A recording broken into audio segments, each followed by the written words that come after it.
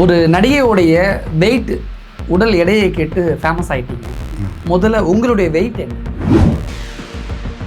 அந்த ஹீரோ வந்து அவங்கள தூக்கி சுற்றினா அது வேறு 2-3 டேக் ஆகிடுச்சு. படத்தில் பார்த்தீங்கன்னா அந்த பாட்டு ஒரு பாட்டு பாதியிலே முடிச்சிட்டிங்க, நான் தூக்கிலாம் சுற்றுறீங்க, என்ன வெயிட் இருந்தாங்க. எனக்கு ஹீரோயின் 2 பேருமே அக்கா, அதில் இன்னொரு ஹீரோயின் இருக்காங்க 5 புரியும், 2 பேருமே அக்கா மாதிரி அப்படின்னாரு. இங்கே தான் ஹீரோயின் டென்ஷன் ஆச்சு. இதை நான் கவனித்தேன். நான்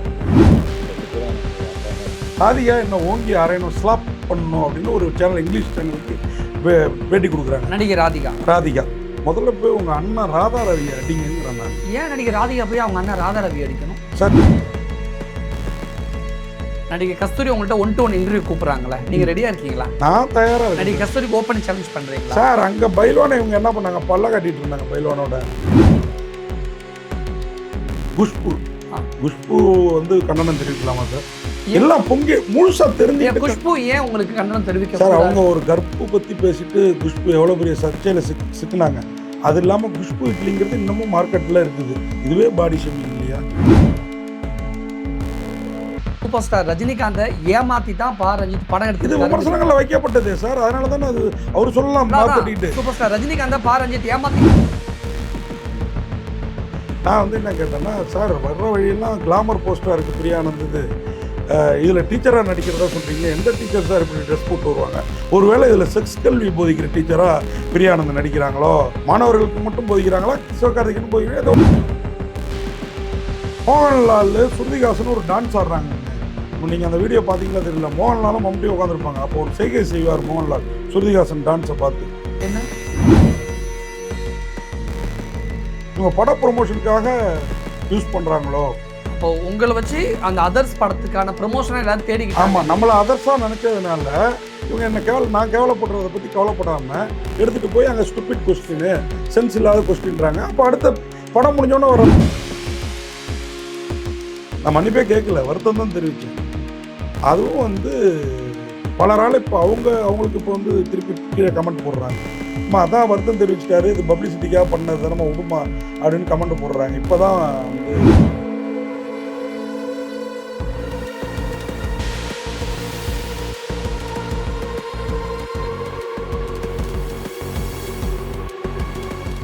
வணக்கம். இன்றைய நமது சிறப்பு விருந்தினர் ஊடகவியலாளர் கார்த்திக் அவர்கள். வணக்கம் சார். ஒரு நடிகையோடைய வெயிட் உடல் எடையை கேட்டு ஃபேமஸ் ஆகிட்டீங்க. முதல்ல உங்களுடைய வெயிட் என்ன? என்னோட வெயிட்டை சொல்லிடுறேன், அது கூட சர்ச்சை ஆகிடுமோன்னு பயமாக இருக்குது. ஏன்னா 98லேருந்து இப்போ 96 ஆகிருக்கு. நான் இவங்கள தான் மீன் பண்ணுறேன்னு அதுக்கு வேறு ஒம்புக்கு வந்துட்டிங்கன்னா 98. ஓ, 96 படத்தில் நடித்த நாயகி இல்லை, இப்போ நீங்கள் 96. நான் உங்களை தூக்கி பார்க்கலாமா? ஏங்க அந்த விபரீத ஆசை? நீங்கள் இருக்கிற வெயிட்டுக்கு என்ன தூக்க முடியாது. 96 எனக்கு. நீங்கள் உங்கள் கேள்வியே வந்து தப்பாக இருக்குது. நீங்கள் மட்டும் இல்லை, எல்லாருமே தப்பாக புரிஞ்சுக்கிட்டு இருக்காங்க. நான் நடிகையோட வெயிட்டை அவங்கள்ட்ட கேட்கவே இல்லை, அவங்கள தூக்கி சுற்றுன அந்த ஹீரோ கிட்ட கேட்டேன். 2வது சம்பவம் அந்த வீடியோவிலலாம் காட்டப்படுதில்ல, அந்த மாதிரி அங்கே நடக்கவே இல்லை. இது நடந்தது வேறு ஒரு ப்ரெஸ் மீட். இந்த ப்ரெஸ் மீட்டுக்கு நான் சண்டை போடுறேன்ல, அந்த ப்ரெஸ் மீட்டுக்கு ஒரு 4 நாளைக்கு முன்னாடி பட ப்ரொமோஷன் ப்ரெஸ் மீட். இது படம் முடிஞ்ச பிறகு ப்ரெஸ்ஸுக்கு போட்டு காட்டின பிறகு நடந்த ப்ரெஸ் மீட்டு. அந்த ப்ரெஸ் மீட்டில் நான் சாதாரணமாக அதில் என் ஃபோட்டோ, என்னோடய முகம் வராது, ஒன்லி ஆடியோ மட்டும் வரும். இவங்கெல்லாம் மேடையில் உட்காந்துருப்பாங்க, ஹீரோ, ஹீரோயின், டைரக்டரு, இன்னும் அந்த டெக்னீஷியன், எடிட்டர் எல்லாம். அப்போ நான் கேட்பேன், நான் அதுவும் ஏன் கேட்குறேன் அப்படின்னா, அந்த ஹீரோ வந்து அவங்கள தூக்கி சுற்றினா அது வேறு 2-3 டேக் ஆகிடுச்சு, வெயிட்னால கிடையாது அப்படின்ட்டு ஒரு வார்த்தையை விடுவார். அப்புறம் நான் அக்கான்னு, எனக்கு ஹீரோயின் 2 பேருமே அக்கா, அதில் இன்னொரு ஹீரோயின் இருக்காங்க 5 குறியணும், 2 பேருமே அக்கா மாதிரி அப்படின்னாரு. இங்கே தான் ஹீரோயின் டென்ஷன் ஆச்சு. இதை நான் கவனித்தேன். நான் அந்த 5 குறியன் ஹீரோயின் வரல, அந்த இன்னொரு ஹீரோயின் அவங்க போலீஸ் ஆஃபீஸராக நடிச்சிருந்தாங்க, இவங்க டாக்டராக நடிச்சிருக்காங்க. இது இல்லாமல் இன்னொரு கேள்வியும் நான் கேட்டேன். ஃபஸ்ட்டு டேரக்டர்கிட்ட தான் கேள்வி கேட்டேன். எடுத்தெடுப்புலேயே நான் நடிகையோட வெயிட்டு தெரிஞ்சுக்கணும், அவங்கள வந்து ஏதோ அசிங்கப்படுத்தணும் அப்படிங்கிறதுக்கு மாதிரியே நான் செயல்பட்ட மாதிரியே மொத்த மீடியாவும் சித்தரிக்குது. இதெல்லாம் வழக்கமாக கேட்குற கேள்வி தான். நான் எங்கே கேட்டேன், ஃபஸ்ட்டு கேள்வி என்ன கேட்டேன்னா, அந்த கதை, இந்த படத்தோட கதை வந்து கருமுட்டையை எடுத்து அதில் ஸ்டெராய்டை வந்து, அது வந்து இந்த ஃபெர்டிலைஸ் சென்டர் மூலயமா குழந்தை உண்டாக்குற செயற்கை கருத்தரிப்பு, அது மூலயமா குழந்தை உண்டாக்குறதுல ஒரு கதை. அதில் தான் இவங்க டாக்டராக இருப்பாங்க அப்படி ஒரு ஹாஸ்பிட்டலில். அங்கே வந்து இவங்களுக்கு அந்த செயற்கை கருமுட்டையை ஒரு இடத்துலேருந்து வாங்கிட்டு வருவாங்க.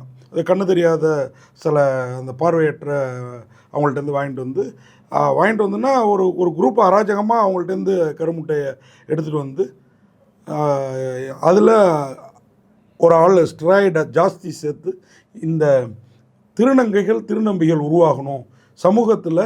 ஏன்னா அந்த வில்லன் வந்து ஒரு திருநம்பி. அவர் வந்து என்னென்னா எம்பிபிஎஸ் படிக்க போயிருப்பார். அங்கே ரேகிங்கில் அவரை வந்து ரொம்ப கிண்டல் பண்ணியிருப்பாங்க. அந்த கதையே ஒரு லாஜிக்கு பெருசாக கிடையாதுன்னு வச்சுக்கோங்களேன். இப்படிலாம் நடக்குமா அப்படின்னா நடக்காது, ஆனால் நடக்குன்னு காட்டியிருக்காங்க. அதானே சினிமா. ஸோ ஒருவேளை எதிர்காலத்தில் நடக்கலாம். ஏன்னா நான் வந்து அதை திருப்பி அந்த படத்தை வந்து தப்பாக சொல்லலை.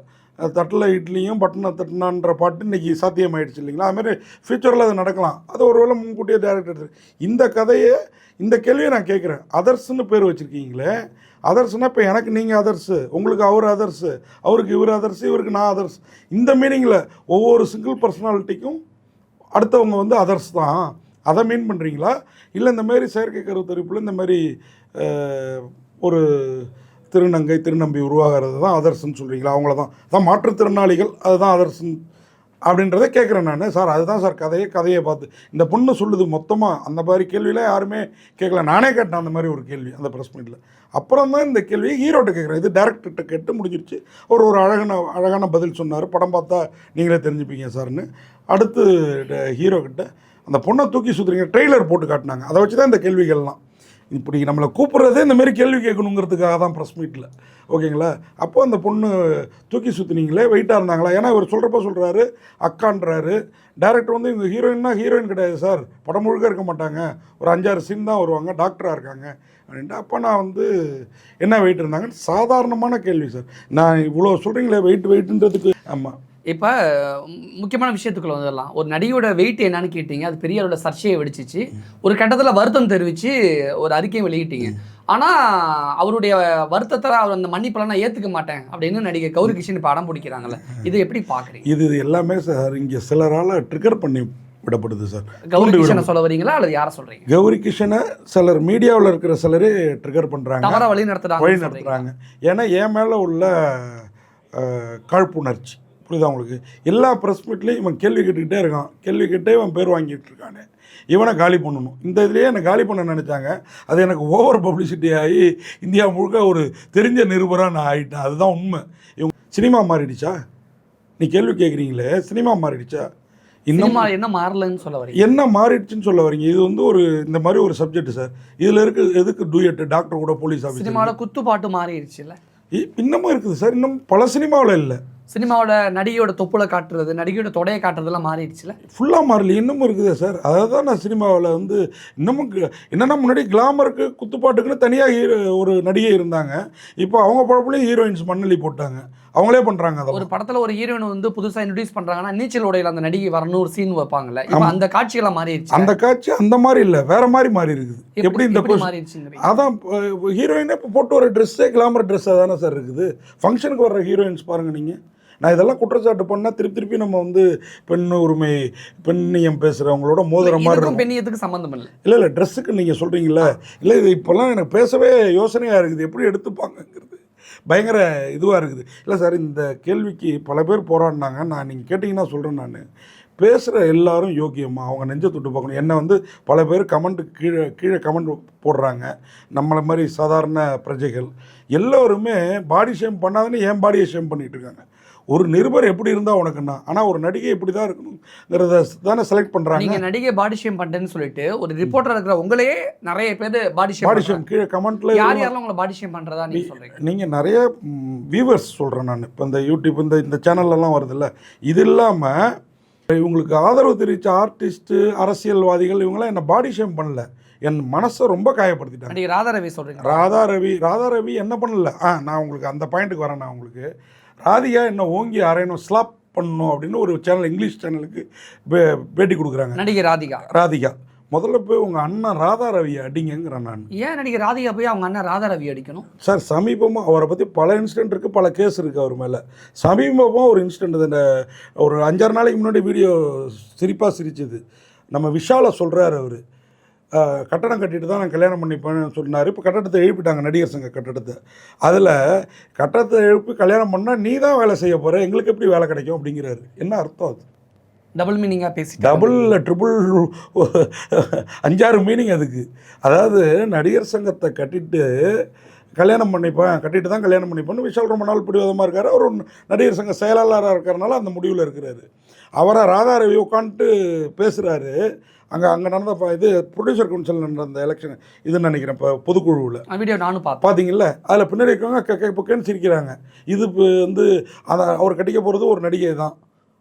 விஷால் ஒரு பெரிய நடிகர், அவங்கள மனசு பாதிக்காதா? அது அவங்க வந்து ராதாரவி இப்படி பேசுனதுக்கு முதல்ல ராதிகா அவர் அடிக்கணும். இது இல்லை, ராதாரவியை பற்றி இந்த பின்னணி குரல் கொடுப்போர் டப்பிங் ஆர்டிஸ்ட் யூனியன் இருக்குல்ல, அங்கே உள்ள லேடிஸ் எல்லாம் பற்றி அவர் எப்படி பொது மேடைகளில் பேசுகிறாரு. ஏன்னா இவர் எதிர்த்துட்டாங்க. இப்போ கொஞ்ச நாளாக இவர் தான் ரொம்ப வருஷமாக தலைவராக இருந்தார். அசைக்க முடியாது. சங்கீதா கம்ப்ளைண்ட் பண்ணியிருக்காங்க இவர் மேலே. போய் உங்கள் அண்ணனை அடிங்க, அப்புறம் என்ன அடிக்க வாங்க. என்ன நான் கேட்ட முதல்ல பார்த்தீங்களா ஃபுல் வீடியோ? நடந்தது ஒரு இடத்துல சார். நான் அன்றைக்கி அங்கே கத்துனது என்ன போய் இந்த பொண்ணு இன்னொரு சேனலில் இந்த நடிகை கௌரி கிருஷ்ணன் வந்து ஸ்டூபிட் சென்ஸ் இல்லாத கொஸ்டின் சொன்னதுனால அதை கூட நம்ம பத்திரிக்கை எனக்கு ரொம்ப ஆச்சரியமாக இருக்குது. மீடியாக்காரங்க அத்தனை பேரும் மீடியாக்காரனுக்கு எதிராக இருக்கிறாங்க. ப்ரெஸ் கிளப் வந்து கண்டனம் தெரிவிக்குது. ப்ரெஸ் கிளப்பாக அது வந்து நடிகர் சங்கமாக நீங்கள் சொல்கிறது எப்படி இருக்குன்னா, நடிகை கௌரி கிருஷ்ணனை மற்ற சினிமா ஆர்டிஸ்ட் வழி நடத்துகிறாங்களோ இல்லையோ, மீடியாவில் எனக்கு ஆப்போசிட்டாக இருக்கிறவங்க நடிகை கௌரி கிருஷ்ணனை தப்பாக வழி நடத்துகிறாங்க அப்படிங்கிற. கண்டிப்பாக இது 100% உண்மை சார். இன்னொரு நான் ஒரு சங்கத்தில் செயலாளராக இருக்கேன் 70 வருஷம் சங்கத்தில். எங்கள்கிட்டருந்து எங்களால் வெளியில் அனுப்பப்பட்ட சிலர் ஒரு சங்கம் ஆரம்பித்து வச்சுருக்காங்க.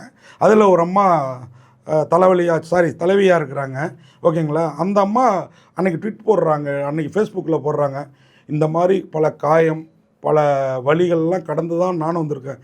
இவங்கள சேர்த்துக்கிறாங்க. இவங்கள ஏதோ ஹீரோயின் மாதிரி கடந்திருக்கேன். கௌரி மன்னிக்க, அதான் இன்னொரு ஒரு பத்திரிகையாளருங்க, அவங்க பத்திரிகையாளர் சொல்லிக்கிறாங்க, மன்னிக்க கௌரி, மாற்றம் ஒன்றே மாறாததுன்னு ஏதோ அதை எனக்கு நண்பர்கள் எடுத்து அனுப்புகிறாங்க. நீங்கள் அவ்வளோ தூரம் வருத்தம் தெரிவித்தோம், நடிகை கௌரி கிருஷ்ணன் அந்த வருத்தத்தை அக்செப்ட் பண்ணிக்கல, மன்னிப்பை ஏற்றுக்கல அப்படிங்கிறப்ப அவங்க அதை வெளிப்படையாகவே சொல்கிறாங்க. அப்போ இப்போதைக்கு உங்களோட மனநிலை எப்படி? நான் மன்னிப்பே கேட்கல சார். ஃபர்ஸ்ட் ஆஃப் வருத்தம் தெரிவிச்சிங்க? வருத்தம் தெரிவித்தேன் சார். வருத்தம் தெரிவித்ததும் எதுக்குன்னா என்னுடைய கேள்விக்காக அல்ல. அதையும் நான் அதில் கிளியராக சொல்லிட்டேன்.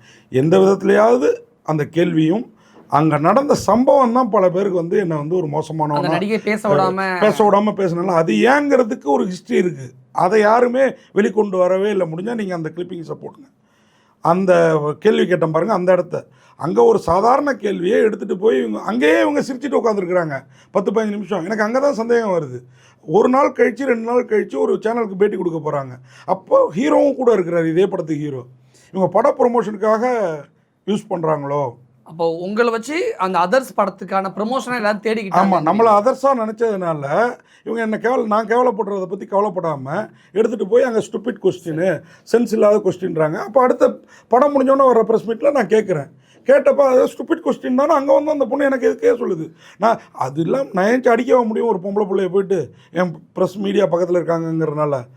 புரியுதா உங்களுக்கு? அது கேட்குது. இவர் அங்கே எல்லாரோடையும் இருந்ததுனால என்ன இல்லை, அதான் சார் சொல்கிறாங்க, அவங்களே சொல்கிறாங்க. இதை நான் பார்த்த பிறகு தான், நான் தனியாக இருந்தால் நான் அடிச்சிருப்பார் போல் அப்படி பேசுகிறாரு. அதாவது நான் அவர் தனியாக நானும் அவரும் சந்திச்சிருந்தா என்ன அடிச்சிருப்பார் போல். நீங்கள் அடிச்சிருவீங்க அப்படின்னு நடிகை கௌரி கிருஷ்ணன் பேட்டி கொடுத்துருக்காங்க.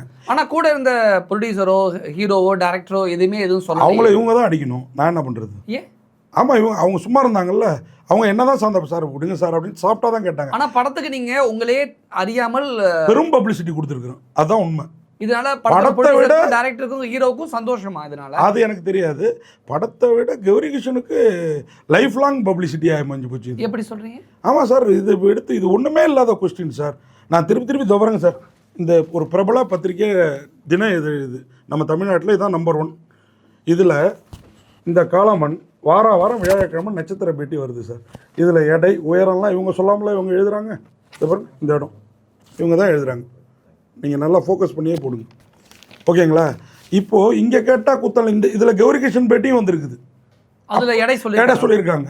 அது என்கிட்ட இதில் ஒரு 5-6 விஜய் சேதுபதி சமீபமாக சொல்லியிருக்கிறேன் சார். இவ்வளோ ஏன் சார்? இதை விடுங்க. கஸ்தூரி பேசுகிறாங்க. அவர் யார் அந்த ரிப்போர்ட்டர் உண்டு? அவருக்கு என்ன மோடியை பற்றி ட்ரம்பை பற்றி கேட்க முடியுமா? தெரியும். அவருக்கு மோடியை பற்றி தெரியுமா? மோடியோட முழு பேர் என்னன்னு தெரியுமாங்கிற அவர் பேர் என்ன? அந்த ரிப்போர்ட்டர் பேருன்னு அங்கேயே ஸ்பாட்டில் கேட்குறாங்க. அங்கே இருக்கிறது அரசியல் நிருபர்கள், நம்ம அங்கே போக மாட்டோம். அங்கே கேட்குறப்போ அவர் RS கார்த்திக்னு யாரோ ஒருத்தர் தெரிஞ்சவர் சொல்கிறாரு. அவர் யார்? RS கார்த்திகா? அவருக்கு சொல்கிறேன், மோடி ஒரு நாள் உட்காருவோம், நம்ம பேசுவோம். என்னை யாருன்னே தெரியாத மாதிரி. நான் ஒரு 70 ஆண்டு சினிமா பத்திரிகையாளர் சங்கத்துக்கு செயலாளர். சமீபமாக தான் சந்தானத்தோட நெக்ஸ்ட் லெவல் படத்தில் நான் இவங்க பைல்வான் எல்லாம் ஒரே கேரவானுக்குள்ளார கிட்டத்தட்ட 2 மணி நேரம் ஒன்றா உட்காந்துருந்தோம். நடிக்க போயிருந்தேன் நான் அந்த படத்தில். அந்த சீன் வரல, டைட்டிலில் மட்டும் கொஞ்சம் நேரம் வருவேன்னு வச்சுக்கோங்களேன். அது யூடியூபர் சம்மந்தப்பட்ட கதை. டிடி நெக்ஸ்ட் லெவல், புரியுதா உங்களுக்கு? வேறு லெவல் சேனல் நடத்துகிற என்ன டிடி நெக்ஸ்ட் லெவலில் ஒரு சின்ன சீன் நடிக்க கூப்பிட்டாங்க. அதை அப்புறம் அதை கட் பண்ணி போட்டாங்கன்னு வச்சுக்கோங்களேன். கஸ்தூரி நானும் அங்கே இருந்தேன். இதுக்கு முன்னாடி நான் கஸ்தூரியை பேட்டி எடுத்திருக்கிறேன், எல்லாம் பண்ணியிருக்கிறேன். அவங்க யாருன்னு தெரியலங்கிறாங்க. சரி, பேர் கூட மறந்து போயிருக்கலாம். ஏன்னா அவங்க வந்து கஸ்தூரி உங்களை 1-to-1 வந்து உட்காருங்கன்னு சொல்கிறாங்களா? காமெடியை கேளுங்க. அங்கே கேட்குறப்ப இப்போ தான் நான் அவங்கள்ட்ட என் பேரை சொல்கிறேன், திருப்பி என் பேரை தப்பாக அங்கேயே சொல்கிறாங்க. நான் நரேந்திர மோடி பேரை வந்து இவங்கள்ட்ட விவாதிக்கணுமா, முழு பேர் தெரியுமா தெரியாதான்ட்டு. இது நல்லாவா இருக்குது? நடிகை கஸ்தூரி உங்கள்கிட்ட 1-to-1 இன்டர்வியூ கூப்பிட்றாங்களே, நீங்கள் ரெடியாக இருக்கீங்களா? நான் தயாராக இருக்கேன். நடிகை கஸ்தூரிக்கு ஓப்பன் சேலஞ்ச் பண்ணுறீங்களா? சார், அங்கே பைல்வானை இவங்க என்ன பண்ணாங்க, பல்ல காட்டிகிட்டு இருந்தாங்க. பைல்வான் வந்து எல்லா இடத்துலையும் எப்படி பேசுகிறாருன்னு உங்களுக்கு தெரியும். அங்கே பைல்வான்கிட்ட வந்து எதிர்ப்பை காட்ட வேண்டியது. நான் அன்றைக்கி படம் நடிக்க போயிருந்தோம்ல, பைல்வான ஸ்பாட்டில் தானே இருந்தார். நான் கண் கூட பார்த்தேன் சார். இன்னும் சொல்ல போனால் நிழல்கள் ரவி, நான், பைல்வான், இந்த அம்மா எல்லோரும் ஒன்றா ஒரு கேரவானில், நிழல் ரவியோட கேரவான் இந்த பக்கம், அடுத்த கேபின் அது ஒரே கேரவானை 2 படிச்சு, இந்த பக்கம் கஸ்தூரிக்கு. நானும் பைல்வானும் சாப்பிட்டு வந்து அதில் உட்காந்தோம். அப்போ கஸ்தூரி வந்தாங்க. ஐயோ, இவர் இருக்கிறாரா, நான் பேசவே மாட்டேன்பான்னு ஏதோ சொல்லிவிட்டு அதை பேசிகிட்டு இருந்தாங்க. அவங்க நடிப்புக்காக வந்திருக்காங்க, அவங்க வந்த வேலையை பார்த்து அவங்க நடிக்கிறாங்க சார், அதான் உண்மை. நம்ம பேசினோம்னா ஷூட்டுக்கு நடிக்கிறதுக்காக அங்கே மட்டும் இல்லை, அன்னைக்கு கேமரா முன்னாடியும் நடிச்சாங்க. என்ன தெரியாது, நிஜமாலுமே உங்களை தெரிஞ்சிருக்க வாய்ப்பு இல்லைல்ல. அவங்க ஞாபகம் வச்சு இனிமேல் ஞாபகம் வச்சிருக்கலாம். ஏன்னா அவ்வளோ தூரம் நீங்கள் வைரல் ஆகிட்டீங்க, ஃபேமஸ் ஆகிட்டீங்க சார். அவங்கள எப்போதுமே இதுக்கு முன்னாடி 2-3 பேட்டியே எடுத்துருக்கிறேன். பட் யாருக்குமே ஞாபகம் இருக்கால. நான் தான் சினிமா இண்டஸ்ட்ரியில் எக்கச்சக்க பேர் பேட்டி எடுத்துருக்கீங்க, மைண்டில் வச்சிருக்க மாட்டேன். சரி, பேர் அங்கே சொன்ன பேர் அங்கேயே திருப்பி சொல்கிறதுக்கு ஏன் தப்பாக சொல்கிறீங்க? அதுதான் மைண்டில் இருந்திருக்காது, வேற என்ன? அப்படி தானே சார் நானும் ஒரு கேள்வியை கேட்டேன். ஏன்னா வந்து நரேந்திர மோடியோட முழு பேர் தெரியுமா? நம்ம இப்போ 1ஆம் கிளாஸ்லேருந்து படித்த எல்லா சப்ஜெக்டும் ஞாபகம் வச்சுட்டு இருக்கோமா? வேற யாரெல்லாம் உங்களுக்கு? ராதிகா அதேமாரி சொன்னேன் நான். அதுதான் ராதிகா முதல்ல அவங்க அண்ணன் ராதா ரவி அடிக்கட்டும்னு சொன்னேன். அதுக்கு ரீசனும் சொன்னேன் நான். குஷ்பு வந்து கண்டனம் தெரிவிக்கலாமா சார்? எல்லாம் பொங்கி முழுசா தெரிஞ்சு. குஷ்பு ஏன் உங்களுக்கு கண்டனம் தெரிவிக்க சார்? அவங்க ஒரு கற்பு பற்றி பேசிட்டு குஷ்பு எவ்வளோ பெரிய சர்ச்சையில் சிக்கினாங்க. அது இல்லாமல் குஷ்பு இட்லிங்கிறது இன்னமும் மார்க்கெட்டில் இருக்குது. இதுவே பாடி ஷேமிங் இல்லையா? அதுக்கு இவங்க முதல்ல தடை. குஷ்பு இட்லிக்கு குஷ்பு எதிர்ப்பு தெரிவிக்கல, இன்ன வரைக்கும் தெரிவிக்கலன்னு கேட்குறீங்க. ஆமா, அப்படின்னா அதுவே பாடி ஷேமிங் தானே. அப்போ குஷ்பு கற்பை பற்றி பேசின விஷயம் அதுக்கு எவ்வளோ பெரிய எதிர்ப்பு இவங்க சந்திச்சாங்க. எத்தனை கோர்ட்டுக்கு வேணான்ட்டு வீடெல்லாம் கல் விடப்பட்டு குடும்பாவி எரிப்பெல்லாம் நடந்துச்சு பண்ணாங்க. அதே மாதிரி ரஞ்சித்தும் சந்தோஷ் நாராயணனும் இந்த விதத்தில் வந்து கருத்து. பாரஞ்சித்தை வந்து நான் எப்போதுமே வந்து கேள்வி வந்து நேரடியாக கேட்குறப்போ ஒரு ஜாதி படமாக எடுக்கிறது எனக்கு ஒரு. இந்த ரஞ்சித் வந்து எடுக்கிற படங்கள், ஏன் இப்போ மாரி செல்வராஜ் எடுத்த படம், இதெல்லாமே என்னென்னா டப்புன்னு ஏதோ ஒரு தீயை கிளப்பி விடுற மாதிரி இருக்குது. என்றைக்கோ ஒருத்தன் நம்மளை வந்து அடிமைப்படுத்தி வச்சுருந்தான், இன்றைக்கி அவங்களுக்கு எதிராக கத்தியை திட்டுறோம், புத்தியை திட்டுங்க வேணான்னு சொல்லலை, கத்தியை திட்டுறோன்னா. நான் என்னுடைய கேள்வி நான் ரிவ்யூவிலே அதை சொல்லியிருக்கேன், அவர்கிட்டே கேட்டிருக்கேன் ரஞ்சித்துக்கிட்ட. ஒரு ப்ரெஸ் மீட் இப்போ இந்த படங்கள்லாம் வந்தது, இதை 5 படங்கள் ஒரே ப்ரெஸ் மீட்டாக தாஜில் வச்சாங்க. அப்போ நான் கேட்டேன் ஒரு கேள்வி, சார் ரஞ்சித் சார், நீங்கள் வந்து 5 படம் எடுக்கிறீங்க, இந்த மாதிரி பாம்பேலேருந்து வந்திருக்காங்க, அவங்க வந்து எடுக்கிறாங்க, இதுவும் ஜாதிய படங்களாக தான் இருக்குமா, நீங்களே தான் டைரக்ட் பண்ணுவீங்களான்னு ஒரு கேள்வி கேட்டேன். அதுக்கு ஏன் கேட்குறீங்க அப்படின்னாரு. இல்லை, எனக்கு வந்து நீங்கள் டைரக்ட் பண்ணுற படங்கள் பிடிக்காது, ஆனால் நீங்கள் தயாரிக்கிற படங்கள் பிடிக்கும் அப்படின்னேன். ஏன் அப்படின்னு சொன்னேன்னா, பரியேறும் பெருமாள் அவ்வளோ அழகாக எடுத்திருந்தார். எந்த சாதிக்காரன் பார்த்தாலும் இந்த கொடுமையெல்லாம் நம்ம ஊரில் நடந்ததுலன்னு நம்மளே ஃபீல் பண்ணுற மாதிரி ஒரு படமாக இருந்தது. அது மாரி செல்வராஜ் எடுத்த படம். ஆனால் அதுக்கப்புறம் அவருடைய கர்ணன், மாமன்னனில் எனக்கு உடன்பாடு கிடையாது. வாழை இப்போ வந்த படத்தில் உடன்பாடு உண்டு. இது விட்டுருங்க. இது வந்து ஜாதியை சொல்லலாம், எந்த அளவுக்கு வெட்டிக்கோ குத்திக்கோன்னு சொல்கிறதுல நமக்கு வருத்தம் வருது. ரஞ்சித் என்ன பண்ணுறாருன்னா, காலாவாகட்டும் கபாலி ஆகட்டும், நம்ம எல்லாருக்கும் தெரிஞ்ச ஒரு ஹிஸ்ட்ரி இருக்குது. ஒரு பாம்பேயில் ஒரு வரதராஜ மொழியாருங்கிறவர் தான் அங்கே வந்து புரட்சி பண்ணார் தமிழனுக்காக. அது நாயகன் கதையாக வந்துச்சு. இது இப்போ கூட ரீரிலீஸ் ஆகிருக்குது. இவர் என்ன எடுத்தாருங்கிறது உங்களுக்கு தெரியும். அதேமாரி தான் இன்னொரு படம், மலேசியாவில் ஒரு 1 இயர் தான் வந்து மலேசிய தேயிலை தோட்ட தொழிலாளர்களுக்காக போராடினது. அங்கே வந்து இவர் வந்து 2த்தையுமே இவர் வந்து ஒரு ஷெட்யூல்டு காஸ்ட்டுக்காரங்க தான் பண்ண மாதிரி தான் படம் எடுத்துருந்தார். சூப்பர் ஸ்டார் ரஜினிகாந்தை ஏமாற்றி தான் ரஞ்சித் படம் எடுத்து. இது விமர்சனங்களில் வைக்கப்பட்டதே சார், அதனால தானே அது அவர் சொல்லலாம். மாற்றிட்டு சூப்பர் ஸ்டார் ரஜினிகாந்தை ரஞ்சித் ஏமாற்றி தான் படம் பண்ணார். யாராவது அக்செப்ட் பண்ணிப்பாங்க சார்? இது அப்பயே விமர்சனம் பேசப்பட்டது சார். இன்னும் சொல்ல போனால் இது ரஜினிகாந்துக்கு தெரியுமா தன்னை ரஞ்சித் ஏமாத்திட்டாரு அப்படிங்கிற விஷயம்? சார் இந்த 2 படங்களும் எந்த அளவுக்கு வசூலாச்சுன்னு விசாரிச்சு படங்க ரஜினி படங்களில். கபாலி பெரிய வசூல் சார். அதுக்கப்புறம் கபாலி பெரிய வசூல் சொன்னது யாரு? கலைப்புலி தானு படத்தோட ப்ரொடியூசர். விசாரிச்சு பாருங்க. இல்லையா?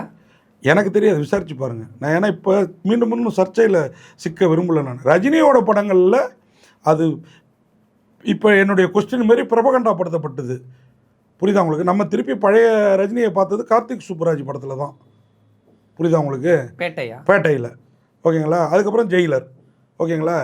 இது காளியும் கபாலியும் இன்னமும் அவர் ரஞ்சித் சொல்கிற அளவுக்குலாம் இல்லை. அப்படி சொல்லியிருந்தா ரஞ்சித் இந்நேரம் ஏன் படம் தயாரிச்சுக்கிட்டு மட்டும் இருக்கிறாரு? நீங்கள் சொல்கிற மாதிரி ரஞ்சித் நடிகர் ரஜினிகாந்தை ஏமாற்றிட்டார் அப்படி தானே சொல்ல வரீங்க? நான் அது நமக்கு இப்போ அது சப்ஜெக்டாக எனக்கு தெரியல.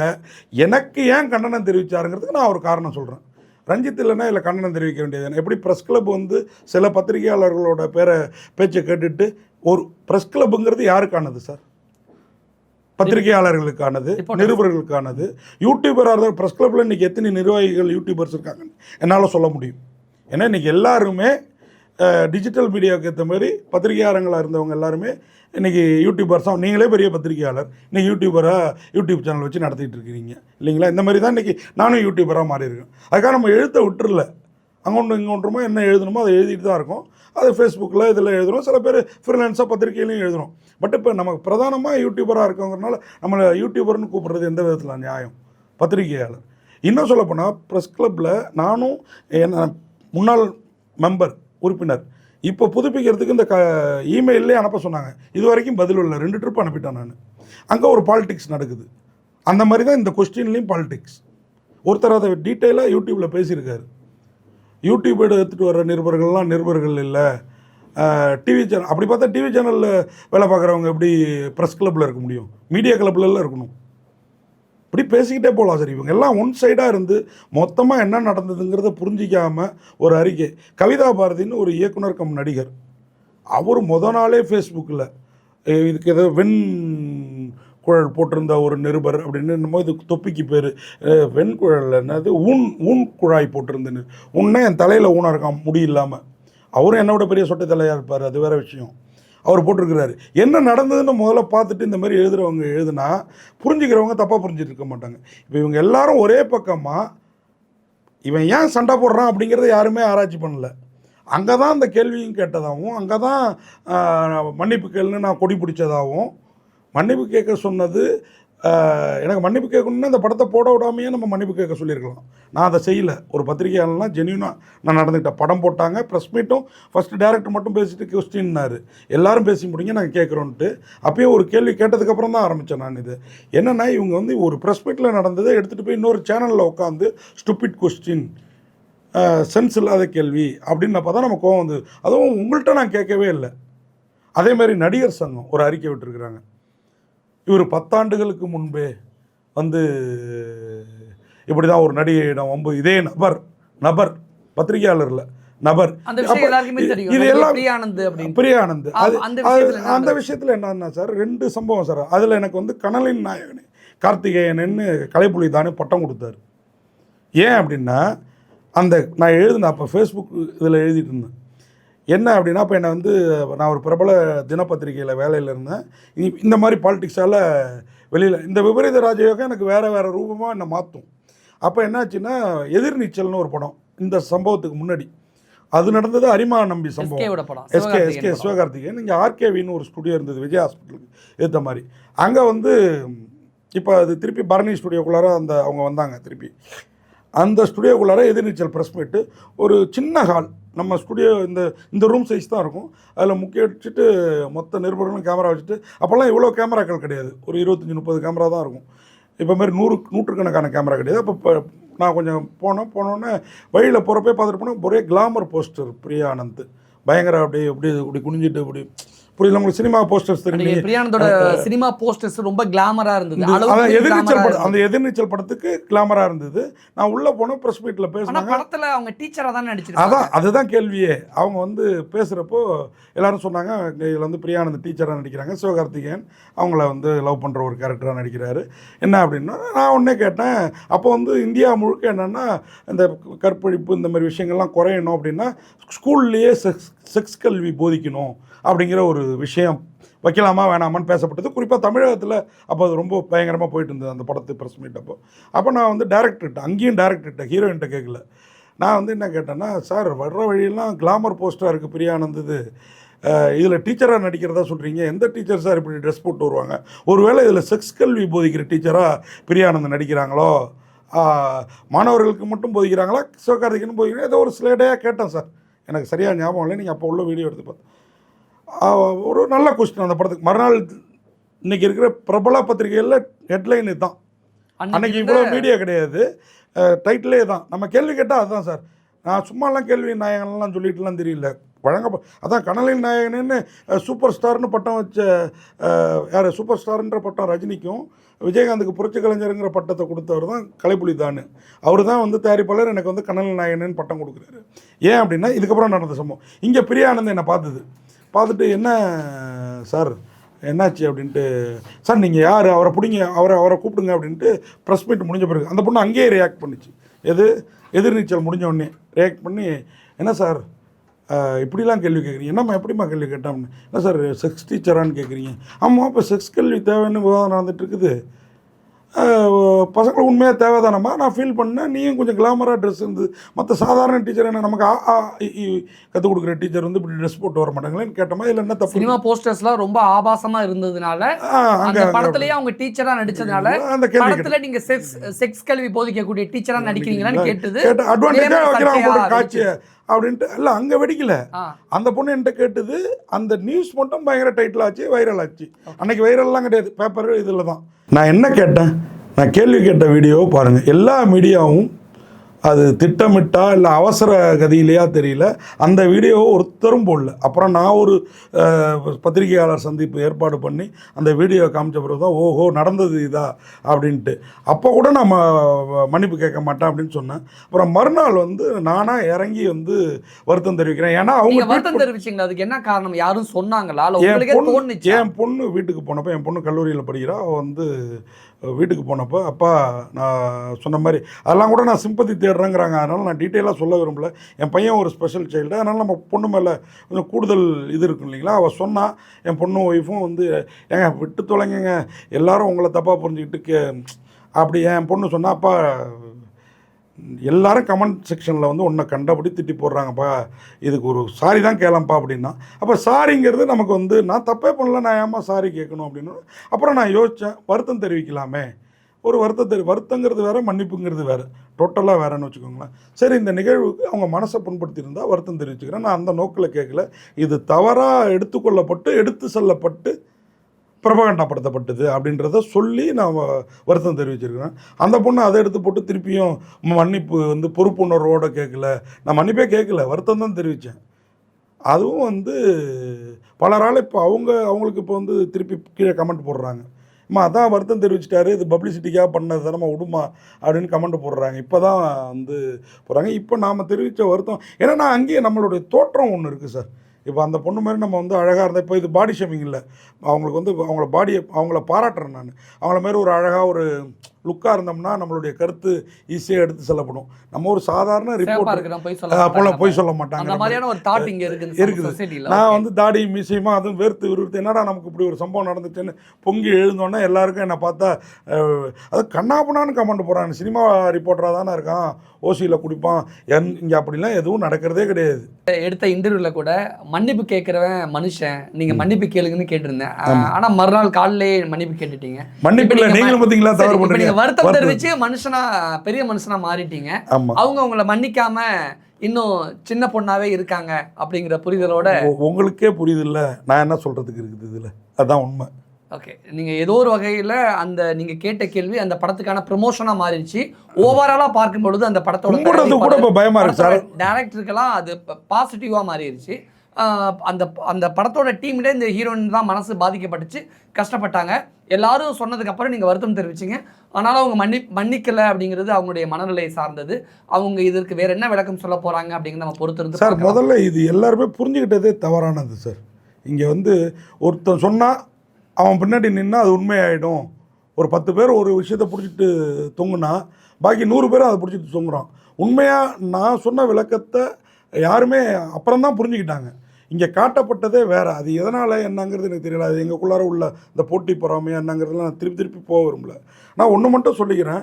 மீடியாவுக்குள்ளார ஒருத்தன் வந்து பப்ளிசிட்டியாக பாப்புலாரிட்டியாக இருக்காங்கிறதுக்காக அவனை காலி பண்ணணும்னு நீங்கள் நினச்சிங்கன்னா மீடியான்னு இல்லை எந்த தொழிலையுமே அது அவனை இன்னும் புகழோட உச்சத்துக்கு தான் கொண்டு போகுது. அது வேணால் இந்த மாதிரி நெகட்டிவ் கூட அவனை வந்து உலகத்துக்கு தெரியப்படுத்துகிற ஒரு விதமாக இருக்குமே ஒழிய நிச்சயமாக இங்கே எவ்வளவோ சம்பவங்கள் நடக்குதுங்க. கொலை, கற்பழிப்பு. அவங்களுக்கெல்லாம் கண்டனம் தெரிவிக்காத Chennai press club, Coimbatore press club என்ன இவங்கெல்லாம் வந்து என் விஷயத்தில் இவ்வளோ அக்கறை எடுத்துக்கிட்டதுக்கு நிச்சயமாக என்னுடைய முன்னாள் தோழர்கள், இந்நாள் விரோதிகள், என் ஃபீல்ட்லேயே இருக்க சிலர் தான் இருக்கணுங்கிறது என்னுடைய கணிப்பு. அது உண்மைங்கிறதும் இந்த சொன்னது சரியாக கன்வே ஆகலை. நீங்கள் சொன்னது என்ன எப்படி சொல்லியிருக்கீங்கன்னா, இந்த சொசைட்டியில் பெண்களுக்கு எதிராக டெய்லியும் நிறைய குற்றங்கள் நடந்துக்கிட்டு இருக்கு. அதுக்கெல்லாம் கண்டனம் தெரிவிக்காத சென்னை பத்திரிகையாளர் மன்றம், நடிகர்கள் ஏன் விஷயத்தில் மட்டும் முந்தி அடிச்சுட்டு கொண்டு வந்து இப்படி ஒரு நானும் உயிரோட தான் இருக்கேன், நானும் இருக்கேன் அப்படின்னு காட்டிக்கிறாங்க, விளம்பரம் தேடிக்கிறாங்க. அதுதான் சார் உண்மை சார். அப்படிதானே மோகன்லால், ஸ்ருதிஹாசன் ஒரு டான்ஸ் ஆடுறாங்க. நீங்கள் அந்த வீடியோ பார்த்தீங்களா தெரியல. மோகன்லாலும் மம்முட்டியும் உட்காந்துருப்பாங்க. அப்போ ஒரு செய்கை செய்வார் மோகன்லால் ஸ்ருதிஹாசன் டான்ஸை பார்த்து. என்ன அது ரொம்ப கொடூரமான செய்கை. அதுக்கு இன்னைய வரைக்கும் யாரும் ஒன்றும் ஒரு கண்டனம் தெரிவிக்கல. எவ்வளோ பெரிய நடிகர் அந்த அம்மா எனக்கு வந்து மன்னிப்பு கேளுன்னு இது எனக்கு எதிராக கண்டன அறிக்கை விடுறாங்க. அந்த அம்மா அமைப்பு மோகன்லாலை மெம்பராக கொண்டது தானே அம்மா கேரளா அமைப்பு மனோரமா. அதான் அம்மான்றது தான் அவங்க மலையாள நடிகர் சங்கம். அதே மாதிரி இங்கே ராதா ரவிக்கு கண்டனம் தெரிவிக்காத இன்னும் எவ்வளோ பத்திரிகையாளர் கம் நடிகர்கள் கம் யூடியூபர்கள் எப்படிலாம் பேசுகிறாங்க ஒரு நடிகையும் பற்றி. 32 வருஷத்தில் எனக்கு எவ்வளோ கதை தெரியும். நான் இன்னைய வரைக்கும் அந்த சதை சம்மந்தப்பட்ட கதையை பேசியிருக்கிறேன்னா, உடல் கவர்ச்சி, உடலில் இந்த டிஸ்கஷன் சொல்கிறாங்களே அந்த விஷயங்கள் எவ்வளோ தெரிஞ்சிருக்கும் எனக்கு. இதே குடம்பகத்தில் என் வீடு கூட சாலிகிராமத்தில் விரும்பாகத்தில் தான் சார் இருக்கு. சினிமா விஷயம் கிசுகிசு இல்லை, டிஸ்கஷன் சொல்கிறாங்கல்ல. சினிமாவில் இருக்கக்கூடிய மறுபக்கங்களை நான் பேசியிருக்கேன்னா, சினிமாவிலே நடிச்சுக்கிட்டு சினிமாவிலே வாழ்ந்துக்கிட்டு பேசுகிறாங்க. நான் இன்னை வரைக்கும் ஒரு ஜென்யூனான ஒரு நிருபர் சாதாரணமாக கேட்ட கேள்வி, அது கூட ஜாலியாக கேட்பேன். நீ உன் பொண்டாட்டியை கேட்கவா, உன் பிள்ளையாக கேட்கவா, என் பொண்ணு நடிக்க வந்து ஒருத்தர் இப்படி கேட்டிருந்தா நான் தப்பாக எடுத்துக்க மாட்டேன் சார். ஒருவேளை இன்றைக்கி ஏன்னா இன்றைக்கி வந்து இதை பாருங்கள், இந்த டெய்லி பத்திரிகையில் இந்த கேள்வியெல்லாம் கேட்குறாங்க. புரியுதா உங்களுக்கு? இதை பாருங்கள், இதோ பயோடேட்டான்னு போட்டு எடை, உயரம், அளவு எல்லாம் தான் கேட்குறாங்க. ஒரு திருநங்கை போட்டிருந்தாங்க. அவர் என்ன அவன் வெயிட்டை தானே கேட்டார், அது தூக்குன ஹீரோட்டை தானே கேட்டார். அவங்க பேட்டி கொடுத்துருக்குறாங்க எனக்கு சப்போர்ட்டாக. பல பேர் எனக்கு சப்போர்ட்டாகவும் பேசியிருக்காங்க சார். அதெல்லாம் 100 பேருக்கு முன்னாடி ஒரு 5 பேரோட குரல் எடுபடாமல் போயிடுச்சு. அப்படி தான் சொல்லணும்.